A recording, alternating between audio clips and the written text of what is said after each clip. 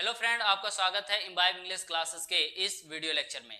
मैं राहुल त्रिपाठी। देखिए, जिस तरह से हमने पिछले कई वीडियो लेक्चर में देखा है मॉडल हेल्पिंग वर्ब के अलग अलग यूजेस के बारे में कि हम हर मॉडल हेल्पिंग वर्ब का यूज किस सेंस के लिए और किस तरह के सेंटेंस को बनाने के लिए यूज करते हैं, ठीक उसी तरह से आज हम इस वीडियो में देखने वाले हैं शुड के बारे में कि शुड का यूज हम किस सेंस के लिए और किस तरह के सेंटेंस को बनाने के लिए यूज करेंगे। चलिए देखते हैं। देखिए, शुड का यूज आप उस सेंटेंस को बनाने के लिए यूज करेंगे जिस सेंटेंस के लास्ट में करना चाहिए का सेंस बन के आएगा, उस सेंटेंस को आप शुड से बना सकते हैं। मैंने आपको क्या बताया कि शुड का यूज उस सेंटेंस को बनाने के लिए यूज किया जाता है जिस सेंटेंस के लास्ट में करना चाहिए का फॉर्मेशन बन के आएगा, यानी जिस सेंटेंस के लास्ट में करना चाहिए का सेंस बन के आएगा, उस सेंटेंस को आप शुड से बना सकते हैं। देखिए, बहुत लोग ये कहते हैं कि शुड का यूज चाहिए के सेंस में किया जाता है। नहीं, शुड का यूज चाहिए के सेंस में नहीं किया जाता है, बल्कि शुड का यूज करना चाहिए के सेंस में किया जाता है। अगर करना चाहिए आएगा तो आप शुड का यूज करेंगे, और अगर करना चाहिए नहीं आएगा यानी इस तरह का सेंस बन के नहीं आएगा तो आप शुड का यूज नहीं करेंगे सेंटेंस को बनाने के लिए। यहाँ पे देखिए, हम मूव करते हैं। यहाँ पे कुछ एडिशनल इंफॉर्मेशन दिया गया है शुड के बारे में। देखिए, वो इंफॉर्मेशन क्या है, क्या रूल कहता है। देखिए, शुड के तुरंत बाद केवल क्रिया यानी वर्ब का प्रयोग किया जाता है। शुड के तुरंत बाद कभी भी नाउन या प्रोनाउन का यूज नहीं किया जाता है। यहाँ पे आपको क्या बताया गया है कि शुड का यूज जब भी आप सेंटेंस में करेंगे तो शुड के बाद आप हमेशा किसी न किसी क्रिया यानी किसी न किसी वर्ब का यूज करेंगे। कभी भी शुड के तुरंत बाद नाउन अथवा प्रोनाउन का यूज नहीं करेंगे। तो ये बात मैंने आपको बता दी, जो क्या है रूल है शुड का। अब हम मूव करते हैं इन दोनों सेंटेंस पे। देखिए, पहला सेंटेंस क्या है, उसे किताब पढ़ना चाहिए, और दूसरा सेंटेंस क्या है, उसे एक कलम चाहिए। अगर हम बात करें इन दोनों सेंटेंस के लास्ट वाले पार्ट पे, तो देखिए इन दोनों सेंटेंस के लास्ट में चाहिए का सेंस बन के आया है। यहाँ पे भी चाहिए है, यहाँ पे भी चाहिए है। तो क्या हम इन दोनों सेंटेंस को शुड से बना सकते हैं? और अगर हम इन दोनों सेंटेंस को शुड से बना सकते हैं तो क्यों? और अगर हम इन दोनों सेंटेंस को शुड से नहीं बना सकते हैं तो क्यों?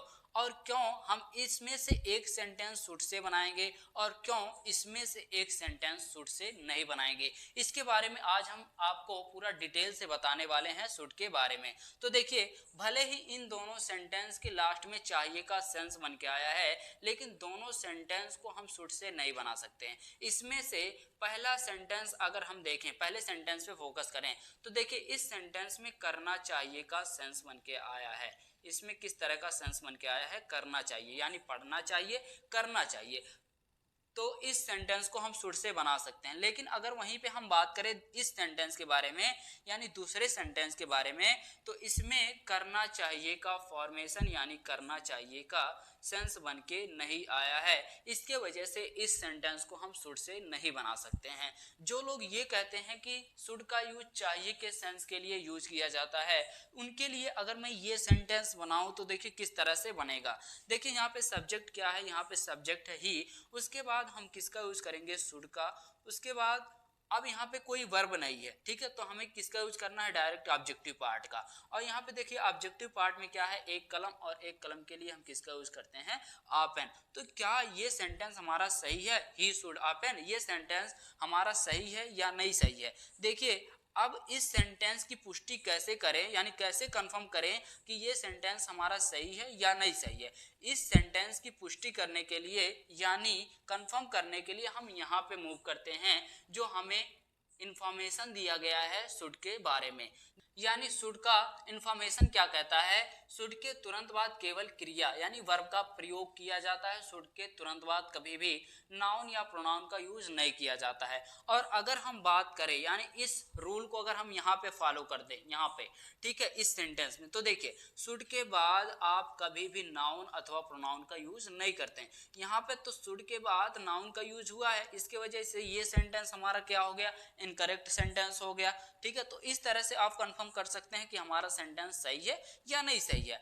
और अगर वही हम फोकस करें दूसरे सेंटेंस पे तो देखिए दूसरा सेंटेंस क्या है, उससे किताब पढ़ना चाहिए। इस सेंटेंस में करना चाहिए का सेंस बन के आया है, तो इस सेंटेंस को हम अनडाउटली शुड का यूज करके बना सकते हैं। अब यहाँ पे देखिए किस तरह से सेंटेंस बनेगा। सबसे पहले हम सब्जेक्ट का यूज करेंगे, उसके बाद आपको किसका यूज करना है, शुड का। उसके बाद यहाँ पे देखिए वर्ब क्या है, यहाँ पे वर्ब है पढ़ना, और पढ़ने के लिए हम किसका यूज करते हैं, रीड का।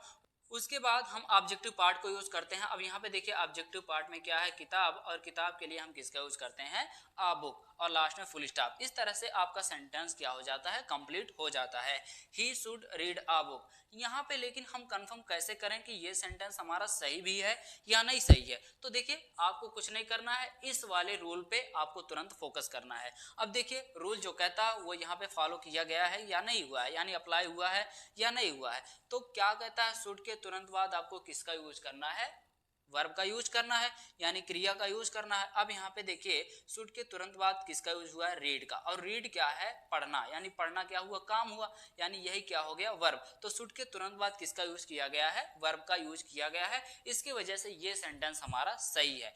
बहुत लोग ये कहेंगे कि इस सेंटेंस को तो बोलने की जरूरत हमें पड़ती है कन्वर्सेशन में, जैसे अगर हमें ये कहना हो उसे एक कलम चाहिए, तो इस सेंटेंस को हम कैसे बनाएं जब हम इस सेंटेंस को शुड से नहीं बना सकते। तो देखिए इस सेंटेंस को आप ही नीड्स अ पेन, यानी इस सेंटेंस को इस तरह से बनाया जा सकता है। अब इसका पूरा फॉर्मेशन क्या है, मैं आगे आने वाले वीडियो लेक्चर में वहां पे कवर कर दूंगा, वहां से आप ये देख लीजिएगा कि इस तरह का सेंटेंस आप कैसे बनाते हैं। तो यहाँ पे हमने जाना कि शुड का यूज हम किस सेंस के लिए करते हैं।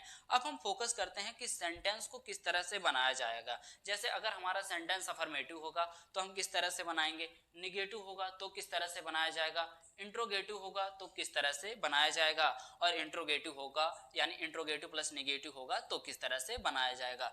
देखिए अगर आपका सेंटेंस अफर्मेटिव सेंटेंस है यानी सकारात्मक वाक्य है, तो आप इस स्ट्रक्चर के अकॉर्डिंग बनाएंगे, यानी अफर्मेटिव के स्ट्रक्चर के अकॉर्डिंग बनाएंगे।